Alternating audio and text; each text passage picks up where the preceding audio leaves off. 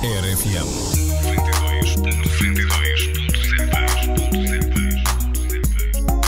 92.7.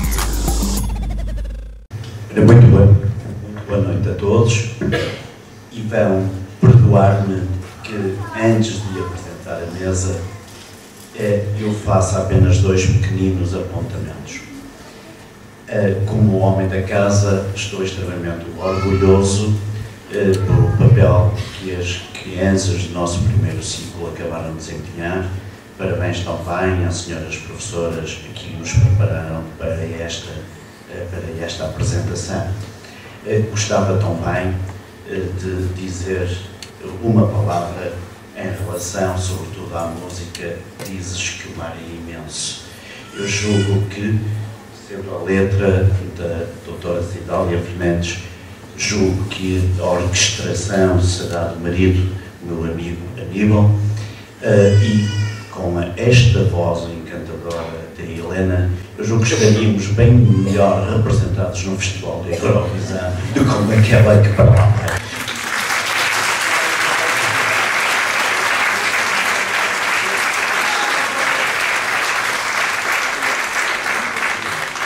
Bom, mas porque a minha tarefa é outra e não vieram cá para me ouvir, eu passo então a apresentar os elementos desta mesa. Ao meu lado esquerdo tenho a doutora Conceição Miranda, que é professora da Escola Secundária de Penafiel, foi a primeira leitora desta obra, A Casa da Lua, e da obra em geral da autora. Ao lado da doutora Conceição está o doutor Vítor, editor do Mosaico das Palavras, é professor também e é autor de vários livros de manuais escolares. Procederá, ou irá proceder, a uma breve síntese do processo de publicação e, portanto, temos alguma coisa a aprender, com certeza. Depois temos a nossa autora, a doutora Cidália Fernandes, autora desta obra A Casa da Luz, mas autora também de muitas outras obras, eu diria de mais de 50 livros, onde se incluem manuais escolares, livros didáticos e livros infanto-juvenis. Apresenta-nos hoje o seu segundo romance, tendo sido o primeiro intitulado Nudez e publicado pela Amazon. E depois, alguém que teve que fazer o seu trabalho de casa, o nosso digníssimo diretor, Dr. Marco Silva, diretor do Colégio São Gonçalo, e que irá fazer uma apresentação da obra A Casa da Lua. Portanto, eu passava então a vez e a voz a quem se segue. Cumpre-me apenas informar que já em 2014 o Dr. Marco Silva apresentou também o livro da doutora Cidália Fernandes e o Natal aconteceu também neste mesmo espaço e por isso, mais uma vez, nunca é demais repeti-lo, a doutora Cidália sabe que está em casa quando aqui vem e, portanto, doutora, muito obrigado pela escolha que fez para apresentar este livro e muito nos engrandece e muito nos enriquece esta opção. Muito obrigado.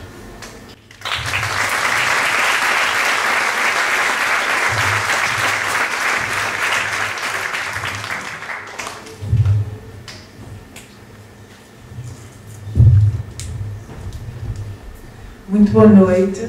Eu vou fazer uma pequenina intervenção para falar do meu estatuto, entre aspas, primeira leitora das obras da escritora Cidália Fernandes. Ser a primeira leitora é um estatuto que me muito privilegia e que me dá um prazer a triplicar. A triplicar por três razões. A primeira razão é que É um estatuto gerado pela profunda amizade que nos une. Nós somos muito amigas, eu e a escritora Cidália Fernandes somos muito amigas, e o que conta mais para mim, e se calhar para todos nós que estamos aqui presentes, são as conquistas do coração e não tanto as conquistas sociais. E, portanto, o ser primeira leitora é realmente um estatuto que é um voto de confiança em mim, que muito me enobrece e que prezo enormemente. Além disso, ser primeira leitora é também importante porque eu não espero tanto tempo pelos livros dela como as outras pessoas esperam, porque sou a primeira leitora, portanto tenho logo acesso aos livros e isso também me envaidece profundamente. Depois, ser primeira leitora é muito fácil, porque os livros da escritora Cidália Fernandes chegam às mãos já perfeitamente acabados, sem gafes, porque ela é muito perfeccionista, tem um olhar crítico, um olhar clínico, um olho clínico, para dar conta de todas as pequenas gafes que possam acontecer, de modo que o texto já vem acabado e não tem absolutamente trabalho nenhum, é realmente um estatuto que só me envaidece e que eu agradeço e desejo à escritora Cidália Fernandes muitas felicidades para a sua carreira futura.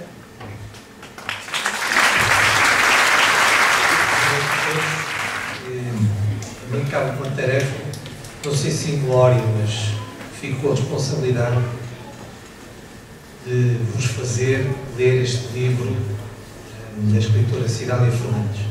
Eu preparei aqui uns parágrafos, como eles disseram há pouco.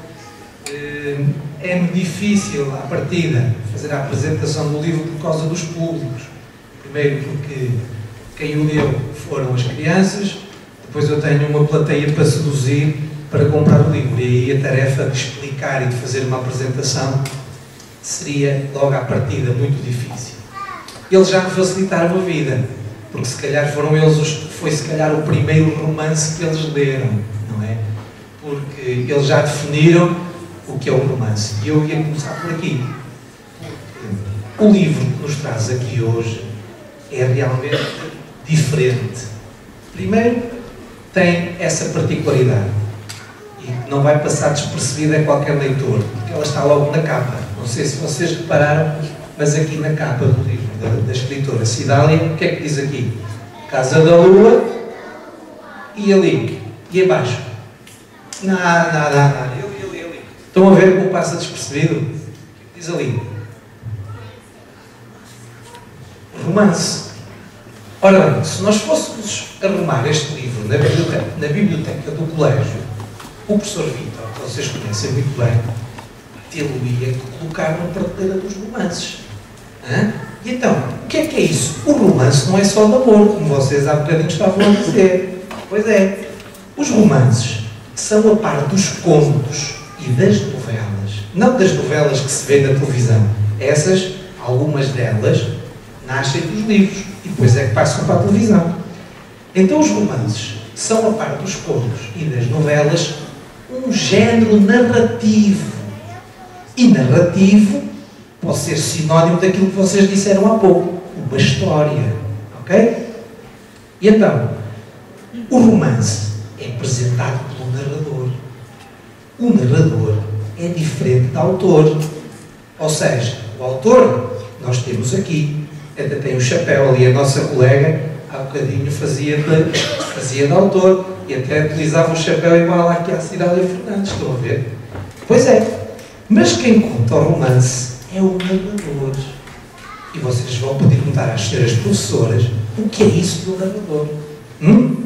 Portanto, e há diferenças entre os contos e os romances. Todos conhecemos o Capuchinho Vermelho, sim ou não? Sim. A Branca de Neve? Sim. A Cinderela? Sim. A Violeta? Sim. Pois é.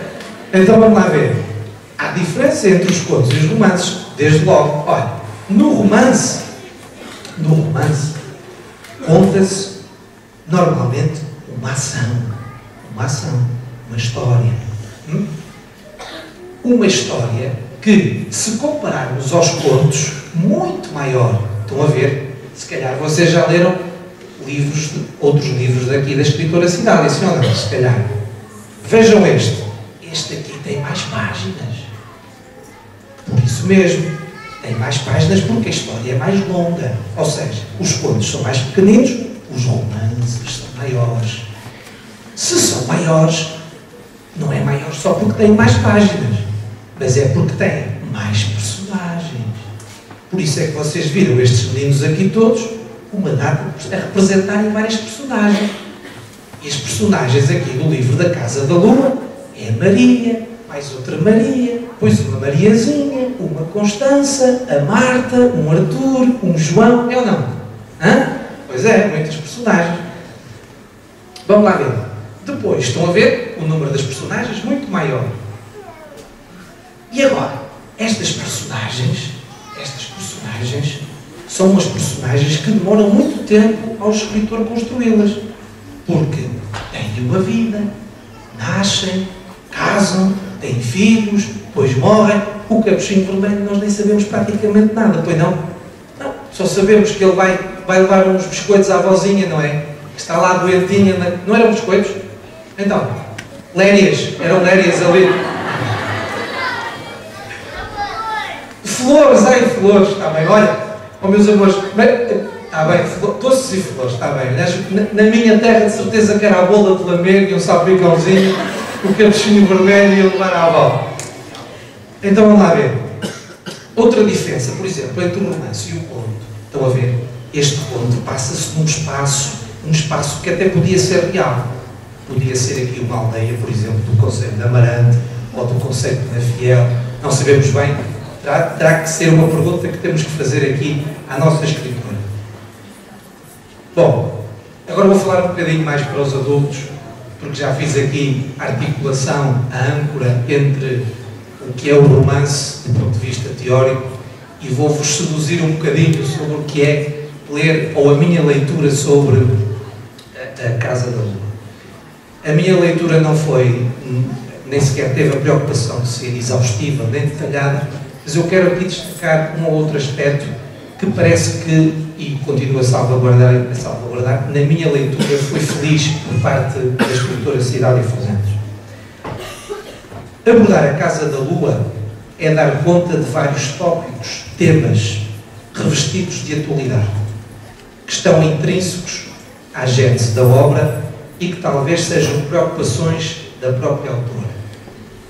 Desde logo, destaco o predomínio do eterno feminino presente na obra, a figura maternal da mulher, a visão sociológica da morte, a aceitação popular do destino, a problemática social da gravidez precoce, o papel da família, da educação, o papel social da escola, a intimidade da casa, o simbolismo da luz, a primeira infância, as amizades e os constrangimentos da ruralidade.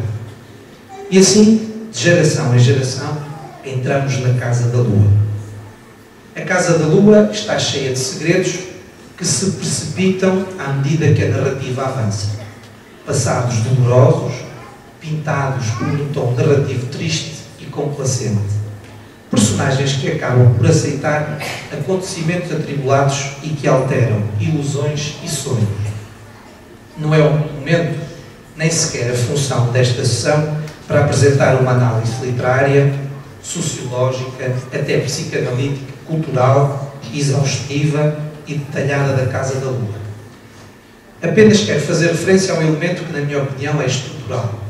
Esteve presente nas preferências da autora e é fundador do romance, pois é perceptível na arquitetura da obra, desde o título à sua carga simbólica, à construção das personagens e da própria intriga.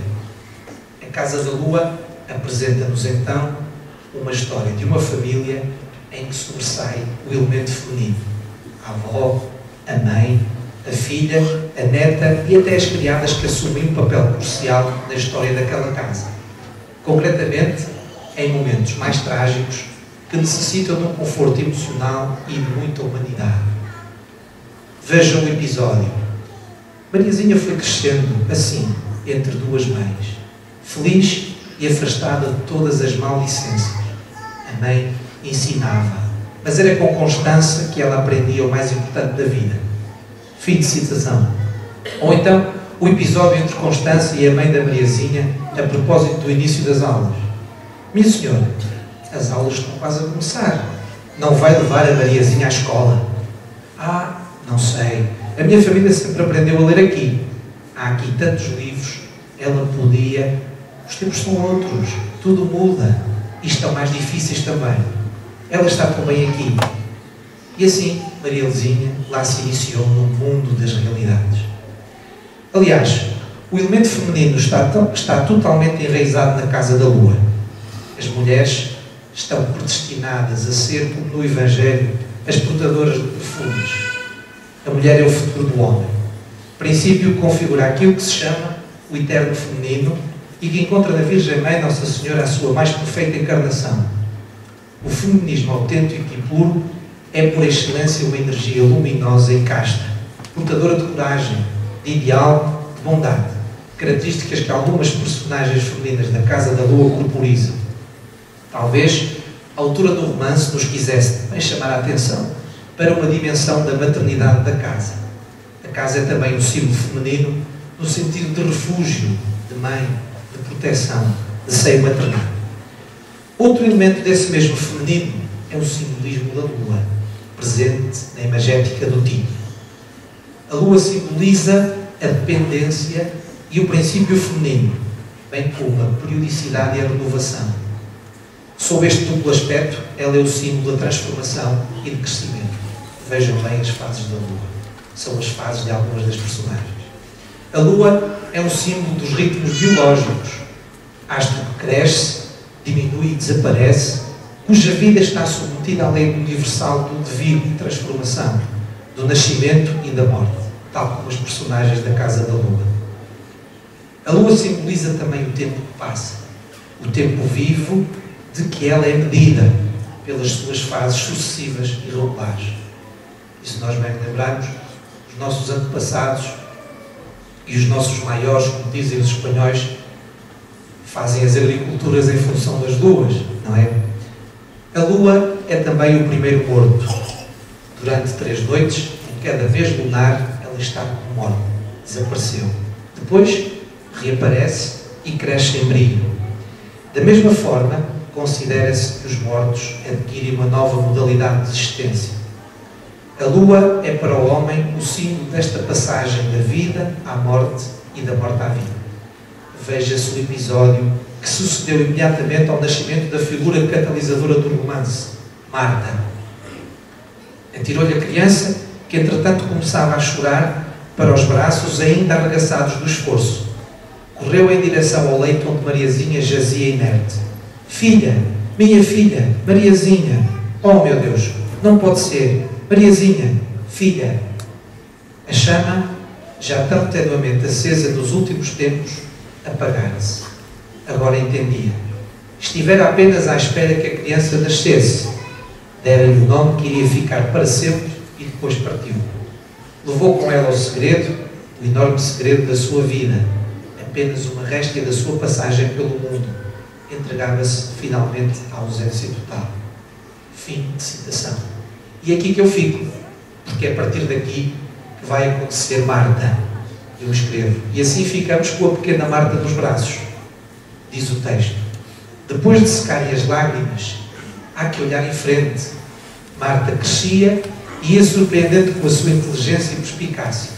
Pouco a pouco, o passado fragmentava-se, permitindo que o presente fosse vivido com alguns laivos de melodia. Portanto, ficam com a Marta nos braços. Bom, e agora convido-vos a seguir mesmo a história e felicitar a autora do livro por nos presentear com esta nova narrativa para um público diferente do que tem sido habitual, mais complexa e sofisticada, quer na arquitetura e nas ramificações da matéria narrativa, quer nas imagens expressivas, bem concebidas. Os maiores sucessos para o seu livro e o meu agradecimento em nome do Colégio por ter querido vir apresentá-lo entre nós e com os nossos alunos e professores do primeiro ciclo. Uma palavra de agradecimento para os nossos alunos, que continuam receptivos às leituras que os senhores professores lhes apresentam e e se disponibilizam para vos apresentar as suas leituras recriadas, recreativas. Uma palavra de apreço e de coragem para os senhores professores, para que continuem a promover a leitura e a interpretação junto dos nossos alunos. Não se arrependam de mostrar o mundo através dos livros, da força das palavras, da magia da combinação dessas mesmas palavras. Um banhar. Eu nem sequer sabia que ia aparecer aqui a força das palavras. Não? E a vós, pais, continuem a alimentar este deslumbramento aos vossos filhos, mesmo fazendo sacrifícios, porque os livros estão caros. Os seus editores também são responsáveis por isso.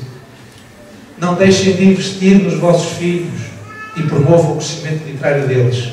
Incentivem-nos a ler e a escrever. Valorizem o que eles dizem e escrevem, pois só assim, a vós, ser frágil e efêmero pode testemunhar as mais fortes realidades. Um bem-aja a todos, boa noite e muito obrigado.